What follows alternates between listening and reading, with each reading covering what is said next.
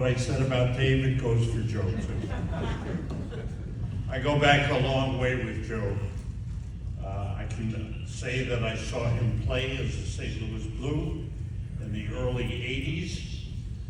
He was a good skating, puck-moving defenseman, and if you were playing in the NHL today, not at this age, but if you were playing in the NHL today, he'd be a good fit with the way the game is played. As Nancy mentioned, Joe had a great career at the University of Minnesota, helped the Golden Gophers win 2 national championships under Herb Brooks.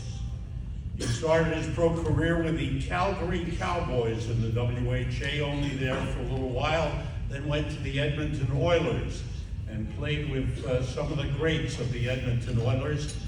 After 2 years with Edmonton, right before the Oilers were joining the NHL and the merger between the WHA and the NHL, Glenn Sather, coach and GM of the Edmonton Oilers, did the unforgivable thing of letting Joe go.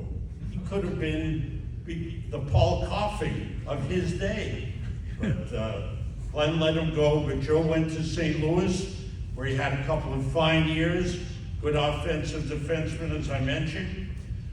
Finished up with Colorado Rockies, and then became an assistant coach with the Blues for 4 years. Again, part of the learning process.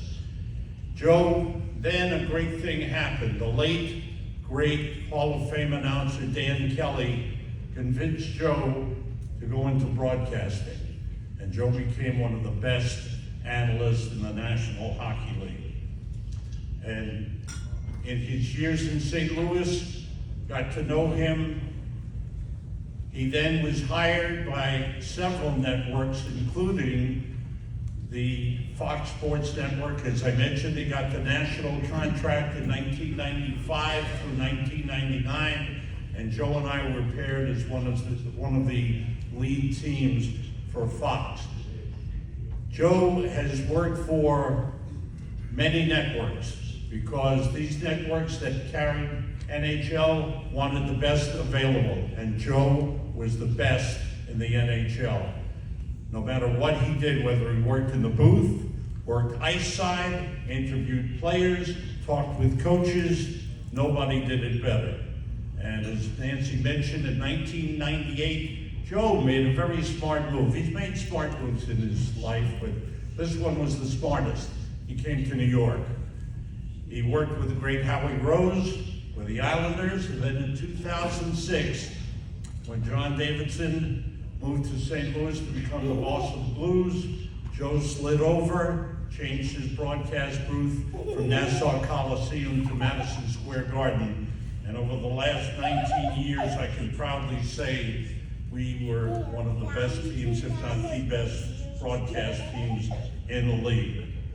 His great abilities, as I mentioned earlier, to relate to everyone at every level. Players respected Joe, his knowledge, his ability, his history. Coaches respected Joe, opened up to him. He had their phone numbers, he could call them at any time.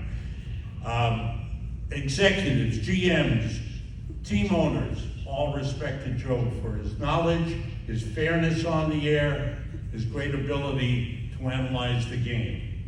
And so for all of his great contributions to the sport of hockey, to the New York sports scene, with the Islanders, with the Rangers, and for his superb work for the MSG television network, the New York State Hockey Hall of Fame proudly honors Joe Micheletti.